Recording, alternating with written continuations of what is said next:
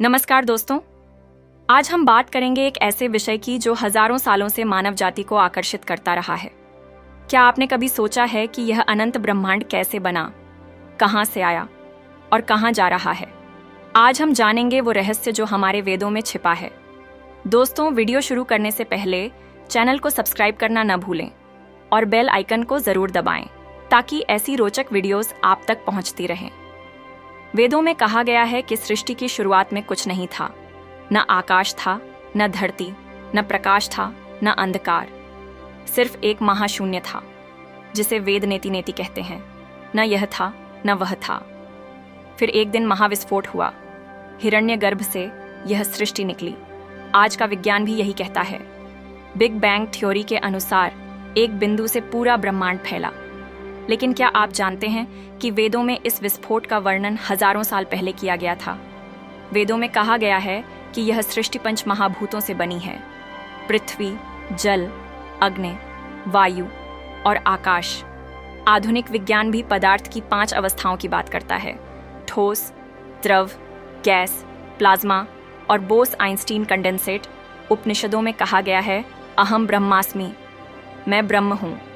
विज्ञान भी कहता है कि हम सब एक ही कॉस्मिक डस्ट से बने हैं। हमारे शरीर में वही तत्व हैं जो तारों में हैं।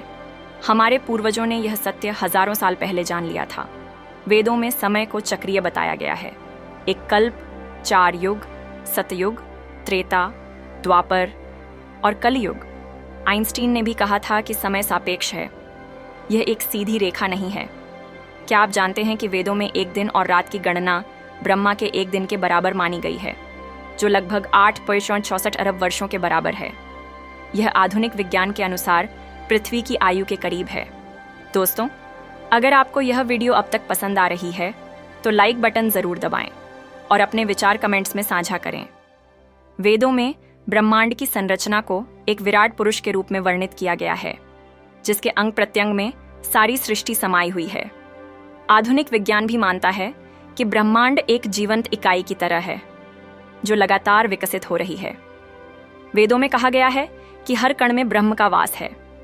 क्वांटम फिजिक्स भी कहती है कि हर कण एक दूसरे से जुड़ा है। क्वांटम एंटेंगलमेंट के माध्यम से वेदों में नक्षत्रों की गति का भी विस्तृत वर्णन मिलता है। सूर्य के चारों ओर पृथ्वी की परिक्रमा, चंद्रमा की कलाएं, ग्रहों की गति, यह सब हमारे पूर्वजों ने बिना किसी आधुनिक उपकरण के जान लिया था।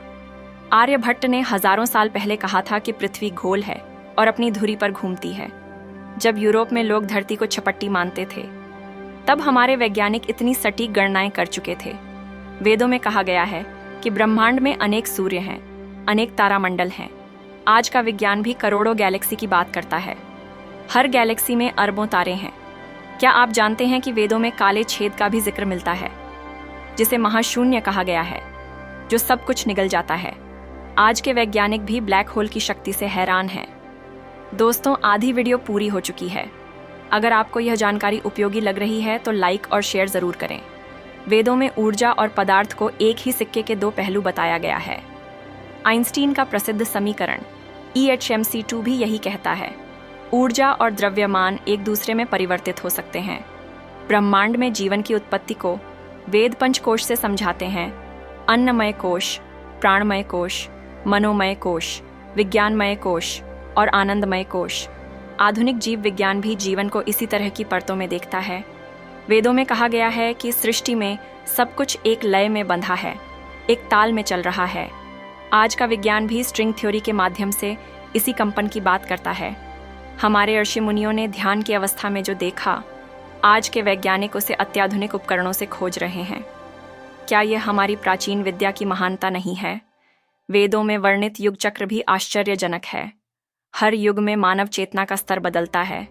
आज विज्ञान भी मानता है कि मानव मस्तिष्क लगातार विकसित हो रहा है। ब्रह्मांड की उत्पत्ति से लेकर प्रलय तक वेदों में हर चरण का वैज्ञानिक विश्लेषण मिलता है। यह बताता है कि हमारी संस्कृति कितनी समृद्ध थी। वेदों में कहा गया है कि हर जीव में वही चेतना है जो ब्रह्मांड में व्याप्त है। न्यूरोसाइंस भी आज यही खोज रही है कि चेतना क्या है, कहां से आती है। दोस्तों, वेदों में कहा गया है कि जैसे परमाणु में इलेक्ट्रॉन घूमते हैं, वैसे ही ब्रह्मांड में ग्रह और तारे घूमते हैं। यह माइक्रोकॉस्म और मैक्रोकॉस्म का सिद्धांत है। जो आज के वैज्ञानिकों को भी चकित करता है। क्या आप जानते हैं कि वेदों में समय की गणना इतनी सूक्ष्म थी कि एक पल को भी कई भागों में बांटा गया था। त्रुटि, रेणु, लव, निमेष, काष्ठा, कला, मुहूर्त। आज का विज्ञान भी समय को नैनोसेकंड में मापता है। वेदों में कहा गया है कि ब्रह्मांड में कुछ भी स्थिर नहीं है, सब कुछ गतिमान है। न्यूटन के गति के नियम भी यही कहते हैं, हर वस्तु किसी न किसी गति में है। हमारे शास्त्रों में वर्णित सोमरस का जिक्र है, जो एक विशेष ऊर्जा का स्रोत था। क्या यह आज के डार्क एनर्जी की तरह ही कोई रहस्यमय शक्ति थी? वेदों में ध्वनि को ब्रह्मांड का मूल तत्व माना गया है। AUM की ध्वनि। आज के वैज्ञानिक भी मानते हैं कि ब्रह्मांड में हर जगह कंपन है। कॉस्मिक माइक्रोवेव बैकग्राउंड रेडिएशन इसका प्रमाण है। दोस्तों, अगर आपको यह वीडियो पसंद आ रही है तो लाइक और शेयर करना ना भूलें। वेदों में कहा गया है कि सृष्टि का हर कण एक दूसरे से जुड़ा है, आकर्षण और विकर्षण के नियम से। न्यूटन का गुरुत्वाकर्षण का नियम भी यही कहता है। हमारे पूर्वजों ने नक्षत्रों की दूरी को योजन में मापा। आज हम प्रकाश वर्ष में मापते हैं, लेकिन गणना लगभग एक जैसी निकलती है। वेदों में मन की शक्ति को सबसे बड़ी शक्ति माना गया है। आधुनिक विज्ञान भी मानता है कि हमारा मस्तिष्क एक जटिल कंप्यूटर की तरह है, जो अभी भी पूरी तरह समझ में नहीं आया है। ब्रह्मांड के विस्तार को वेदों में एक श्वास के रूप में वर्णित किया गया है। जैसे सांस अंदर जाती है और बाहर आती है, वैसे ही ब्रह्मांड भी फैलता है और सिकुड़ता है। आज का विज्ञान इसे बिग बैंग और बिग क्रंच कहता है। वेदों में कहा गया है कि हर चीज एक चक्र में घूमती है, जन्म से मृत्यु तक और फिर नया जन्म। यह नियम पूरे ब्रह्मांड पर लागू होता है। आज के वैज्ञानिक भी मानते हैं कि तारे जन्म लेते हैं, मरते हैं और फिर नए तारे बनते हैं। वेदों में कहा गया है कि जो ब्रह्मांड में है वही पिंड में है। आधुनिक विज्ञान भी कहता है कि हमारे शरीर में वही तत्व हैं जो तारों में पाए जाते हैं। हम सब स्टार डस्ट से बने हैं। हमारे ऋषि मुनियों ने सूर्य ग्रहण और चंद्र ग्रहण की सटीक भविष्यवाणी की, राहु और केतु की खोज की। आज के खगोलविद भी इनकी गणनाओं से प्रभावित हैं। वेदों में वायुमंडल के 7 स्तरों का वर्णन मिलता है। आज का विज्ञान भी वातावरण को कई परतों में बांटता है, ट्रोपोस्फियर से लेकर थर्मोस्फियर तक। क्या आप जानते हैं कि वेदों में समुद्र की गहराई में छिपे जीवों का भी वर्णन है, जिन्हें आधुनिक विज्ञान अब खोज रहा है। डीप सी क्रीचर्स जो अंधेरे में भी जीवित रहते हैं। दोस्तों, आपको जानकर हैरानी होगी कि वेदों में परमाणु को सबसे छोटी इकाई नहीं माना गया, उससे भी सूक्ष्म कणों की बात की गई। आज का विज्ञान भी क्वार्क और लेप्टॉन की खोज कर रहा है। वेदों में कहा गया है कि ऊर्जा कभी नष्ट नहीं होती, सिर्फ रूप बदलती है। यही ऊर्जा संरक्षण का नियम है, जो थर्मोडायनामिक्स का पहला नियम है। हमारे पूर्वजों ने योग के माध्यम से शरीर और मन के रहस्यों को जाना। आज न्यूरोसाइंस भी मेडिटेशन के प्रभावों की पुष्टि कर रहा है। वेदों में कहा गया है कि हर चीज एक दूसरे से जुड़ी है, एक में परिवर्तन से दूसरी चीज भी प्रभावित होती है। आज का बटरफ्लाई इफेक्ट भी यही कहता है। दोस्तों, अगर आपको ये वीडियो ज्ञानवर्धक लग रही है तो लाइक और शेयर जरूर करें। वेदों में वर्णित ब्रह्मांडीय घटनाएं जैसे supernova, black hole, neutron star, आज के टेलीस्कोप इन्हें खोज रहे हैं। हमारे शास्त्रों में विमानों का वर्णन मिलता है, अंतरिक्ष यात्रा का वर्णन मिलता है। क्या यह सिर्फ कल्पना थी या कोई प्राचीन तकनीक थी? वेदों में कहा गया है कि सृष्टि में कुछ भी अकारण नहीं होता, हर कार्य का कोई कारण होता है। न्यूटन का तीसरा नियम भी यही कहता है। वेदों में कहा गया है कि ब्रह्मांड में अनेक जीवन रूप हैं, सिर्फ पृथ्वी पर ही नहीं। आज नासा और अन्य अंतरिक्ष एजेंसियां भी एलियन लाइफ की खोज कर रही हैं। मंगल पर पानी की खोज इसी दिशा में एक कदम है। हमारे पूर्वजों ने ज्योतिष शास्त्र में ग्रहों की स्थिति से मौसम का पूर्वानुमान लगाया। आज के मौसम विज्ञानी भी सैटेलाइट से यही काम करते हैं। वेदों में वर्णित कुंडलिनी शक्ति जो रीढ़ की हड्डी में सुप्त रहती है। आधुनिक चिकित्सा विज्ञान भी मानता है कि हमारी रीढ़ में विद्युत तरंगें प्रवाहित होती हैं। क्या आप जानते हैं कि वेदों में समय यात्रा की संभावना की भी चर्चा है? आइंस्टीन का सापेक्षता का सिद्धांत भी कहता है कि समय में यात्रा संभव है। दोस्तों, वेदों में कहा गया है कि हर चीज का एक निश्चित जीवन काल होता है, चाहे वो एक कण हो या पूरा ब्रह्मांड। आज का विज्ञान भी प्रोटॉन डीके की बात करता है। हमारे शास्त्रों में वर्णित यज्ञ की अग्नि से वायुमंडल शुद्ध होता है। आधुनिक विज्ञान भी मानता है कि कुछ खास तरह की अग्नि वायु को शुद्ध करती है। वेदों में कहा गया है कि सृष्टि में कुछ भी शून्य से नहीं बनता, न कुछ नष्ट होता है, बस रूप बदलता है। यही पदार्थ के संरक्षण का नियम है। दोस्तों, अगर आप अभी तक जुड़े हैं तो लाइक बटन जरूर दबाएं और अपने विचार कमेंट्स में साझा करें। वेदों में मन की शक्ति से दूर की वस्तुओं को देखने की बात की गई है। आज का रिमोट व्यूइंग भी इसी सिद्धांत पर काम करता है। हमारे ऋषि मुनियों ने ध्वनि की शक्ति को पहचाना। मंत्रों के उच्चारण से विशेष तरंगें उत्पन्न होती हैं। आज का साउंड हीलिंग भी इसी पर आधारित है। वेदों में कहा गया है कि प्रकृति में सब कुछ संतुलन में है, एक चीज दूसरी को संतुलित करती है। आज का इकोसिस्टम भी इसी सिद्धांत पर टिका है। वेदों में कहा गया है कि हमारा शरीर पंच तत्वों से बना है और मृत्यु के बाद इन्हीं तत्वों में विलीन हो जाता है। आधुनिक विज्ञान भी मानता है कि हमारा शरीर कार्बन, हाइड्रोजन, नाइट्रोजन जैसे तत्वों से बना है। क्या आप जानते हैं कि वेदों में सूर्य को ब्रह्मांड का केंद्र माना गया है और सभी ग्रह उसकी परिक्रमा करते हैं? कोपरनिकस ने भी यही सिद्धांत दिया। हमारे पूर्वजों ने आयुर्वेद में बताया कि हर बीमारी का कारण शरीर में त्रिदोषों का असंतुलन है। आज की होलिस्टिक मेडिसिन भी शरीर के संपूर्ण संतुलन की बात करती है।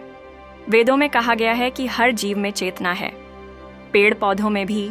आज के वैज्ञानिक भी मानते हैं कि पौधे भी संवेदनशील होते हैं, दर्द महसूस करते हैं। दोस्तों, वेदों में वर्णित नाड़ी विज्ञान, जो नब्ज से बीमारी का पता लगाता है, आज भी चीन और भारत में प्रचलित है।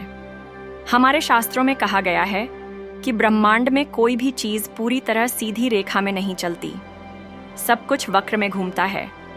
आइंस्टीन का स्पेस टाइम कर्वेचर भी यही कहता है।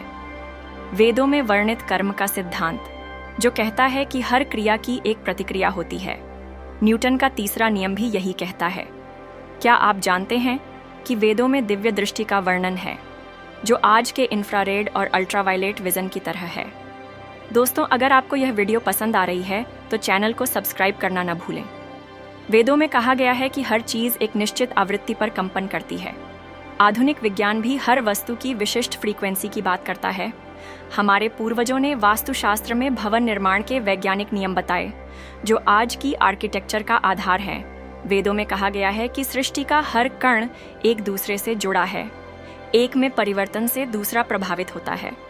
आज का क्वांटम एंटेंगलमेंट भी यही कहता है। वेदों में कहा गया है कि जल ही जीवन है, सारी सृष्टि जल से उत्पन्न हुई। आज का विज्ञान भी मानता है कि पृथ्वी पर जीवन की शुरुआत समुद्र से हुई। हमारे शास्त्रों में वर्णित सोमरस, जो एक विशेष पेय था, क्या यह कोई प्राचीन ऊर्जा पेय था जो आज की एनर्जी ड्रिंक्स की तरह काम करता था? वेदों में कहा गया है कि हमारा मन एक शक्तिशाली यंत्र है, जो दूर की चीजों को भी प्रभावित कर सकता है। आज का साइकोकाइनेसिस भी इसी सिद्धांत पर आधारित है। क्या आप जानते हैं कि वेदों में गणित के जटिल सूत्र हैं, जो आज के कंप्यूटर से भी तेज गणना कर सकते हैं? वैदिक मैथमेटिक्स आज भी एक चमत्कार है। दोस्तों, वेदों में वर्णित योग और प्राणायाम आज पूरी दुनिया में स्वास्थ्य का आधार बन रहे हैं। नासा भी अंतरिक्ष यात्रियों को योग सिखाती है। हमारे पूर्वजों ने धातुओं के मिश्रण से अद्भुत वस्तुएं बनाई। दिल्ली का लौह स्तंभ आज भी जंग नहीं लगने का रहस्य बना हुआ है। वेदों में कहा गया है कि हर ग्रह की अपनी विशेष ऊर्जा होती है, जो धरती पर जीवन को प्रभावित करती है। आज का बायोरिदम भी यही कहता है। दोस्तों, अगर आप अभी तक जुड़े हैं तो एक बार फिर लाइक बटन जरूर दबाएं। वेदों में वर्णित ब्रह्मास्त्र और अन्य अस्त्र शस्त्र, क्या ये प्राचीन परमाणु हथियार थे या कोई और उन्नत तकनीक थी? हमारे शास्त्रों में कहा गया है कि हर मनुष्य का अपना ऊर्जा क्षेत्र होता है। आज का ऑरा फोटोग्राफी भी यही दिखाता है। वेदों में समय को चक्रीय बताया गया है, हर युग के बाद नया युग आता है। आज के वैज्ञानिक भी मानते हैं कि ब्रह्मांड का विस्तार एक चक्र में होता है। दोस्तों, आज हमने जाना कि कैसे हमारे वेदों में छिपा हुआ ज्ञान आज के विज्ञान से मेल खाता है। कैसे हमारे पूर्वजों ने हजारों साल पहले वो सब जान लिया था जो आज का विज्ञान खोज रहा है। अगर आपको ये वीडियो पसंद आई है तो लाइक बटन को ज़रूर दबाएं, और अगर आप हमारे चैनल पर नए हैं तो अभी सब्सक्राइब करें और बेल आइकन को ज़रूर दबाएं, ताकि ऐसी रोचक और ज्ञानवर्धक वीडियोस आप तक सबसे पहले पहुंचें। कमेंट्स में ज़रूर बताएं कि आपको वेदों का कौन सा रहस्य सबसे ज़्यादा आश्चर्यजनक लगा। और इस वीडियो को अपने दोस्तों और परिवार के साथ शेयर करना ना भूलें। अगली वीडियो में हम ऐसे ही किसी रोचक विषय के साथ आपके साथ जुड़ेंगे। तब तक के लिए जय हिंद, जय भारत।